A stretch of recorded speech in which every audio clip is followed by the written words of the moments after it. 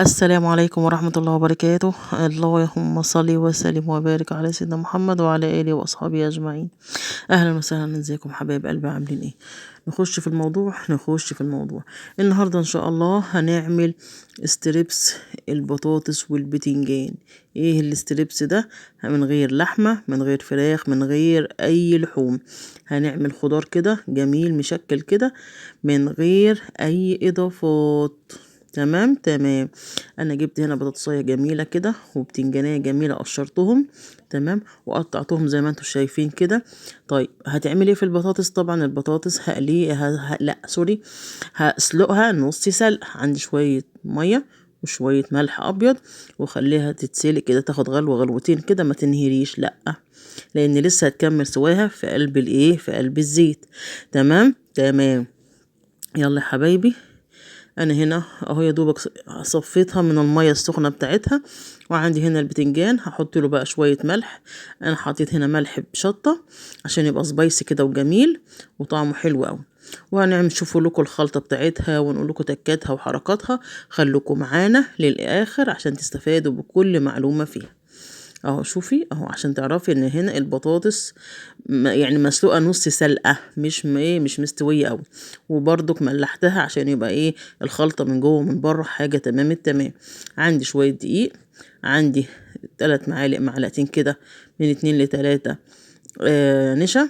هنا بهارات بقى مشكله زي ما انت عايزه، فلفل اسمر، شطه، بابريكا، كركم مثلا. عندي هنا مكعب مرق، بصل باودر، توم باودر. هنا احط نص معلقه بيكنج باودر. ليه؟ عشان تنفش كده معايا وتديني طعم جميل قوي قوي. والنشا يا حبيبه قلبي عشان تدي طعم الكريسبي كده الحلو قوي. تمام. يلا نتوكل على الله.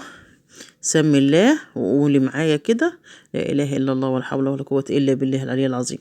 هنا عندي نص الكميه خدتها، هحط عليها ميه، ونص التاني هخليها ان انا اعفر بيها، او اقولك ايه، نغلف بيها الطبقه الخارجيه من الخضار بتاعي. تمام.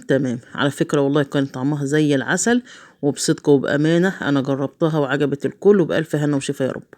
حاجه برضو كده بعيد بقى عن البتنجان والبطاطس اللي بنحمره عادي، لا، قلت احط له بقى الخلطه الجميله دي، خلطه الفيجيتار بقى الايه تمام. برضو تملحي الدقيق بتاعك. هنا اهو هتقلبيها تقلبتين 3 كده، وتحطيها في زيت سخن مغلي. تمام اهو. وتخليها بقى تتحمر من فوق ومن تحت كده، وتاخد وتدي بشكل ودي، وتقلبي زي ما انت عايزه على الناحيتين. تمام اهو.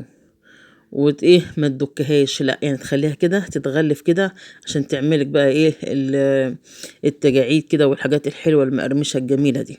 والله يا جماعه طعم ممتاز، صنف اقتصادي جدا. كل حاجه عندك، البتنجان، البطاطس، تمام. اللي نفسك فيه قومي اعمليه يا ست الكل. يا رب تجربيه ويبقى زي الفل ان شاء الله زي ما نجح معايا. وتقولي لي ايه رايك في التعليقات لو كنت وصلتي معايا للمرحله دي. رجاء لايك واشتراك جميل يا قلبي. تمام. وقبل كل شيء دعوة حلوة كده من قلبك. انا والله النهاردة احنا ما عملناش اكل، عملنا الوجبة دي على كم نوع كده وشوية بيض، مش عارف، كانت وجبة عشاء زي الفل اهو. خلصناها بقى. عندك بقى صوص بقى، الصوص اللي انت عايزة بقى، كأنها بقى ستريبس كده، بس من غير لحمة ولا فراخ. احلى ستريبس تاكليه في حياتك. عندك هنا مايونيز، كاتشب، باربيكيو، هوت صوص، اللي نفسك فيه قومي اعملي اهو. شايفين استوت من بره ومن جوه ومقرمشه وزي الفل. تمام. بألف هنا وشفا يا حبيبة قلبي. يلا جددي، غيري، نوعي، وشطارتك اعملي، وكل حاجة موجودة في بيتك. وربنا يكتر علينا وعليكم الخير، والسلام عليكم ورحمة الله وبركاته.